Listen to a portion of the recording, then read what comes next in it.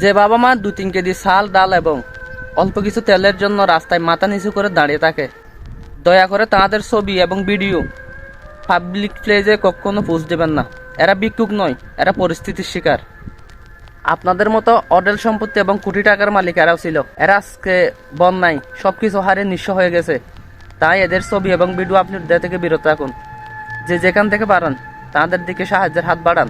এদের জায়গায় আজকে আপনি আমি থাকলে কি হতো একবার চিন্তা করে দেখুন। তাই এসব কাজ থেকে বিরত থাকুন। দেশ এবং প্রবাস থেকে যারা আজকের এই ভিডিও দেখতেছেন, প্লিজ যার যতদূর সম্ভব যে যেভাবে পারেন তাদের দিকে সাহায্যের হাত বাড়িয়ে দিন। প্রত্যেকেরই মা বাবা ভাই বোন আছে। আজকে একবার চিন্তা করে দেখেন, সেই জায়গায় যদি আপনি এবং আমার মা বাবা ভাই বোন থাকতো তাহলে কেমন লাগতো আমাদের। তাই সবাই ভিডিও আপলোড দেওয়া থেকে বিরত থাকুন। সমাজে যার যার মতো তার একটা সম্মান আছে। কেউ এই কাজটা ভুলে করবেন না প্লিজ। সবাই দোয়া করবেন বন্যার্থদের জন্য। প্রবাস থেকে আমরা যতদূর সম্ভব চেষ্টা করতেছি বন্যার্থদের পাশে থাকার জন্য। যতদূর সম্ভব সাহায্য করবো আমরা ইনশাল্লাহ। আমরা অনেক জায়গায় দেখি 1 কেজি জিনিস বিতরণ করার সময় 20 জনের হাত। কেন ভাই?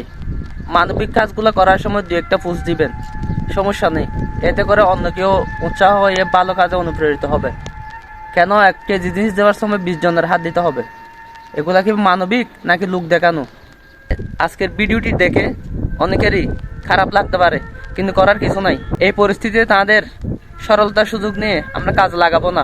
প্লিজ যে যেভাবে পারেন হেল্প করেন, এই কাজ থেকে বিরত রাখেন। সবাই সুস্থ থাকবেন, ভালো থাকবেন। আল্লাহ হাফেজ।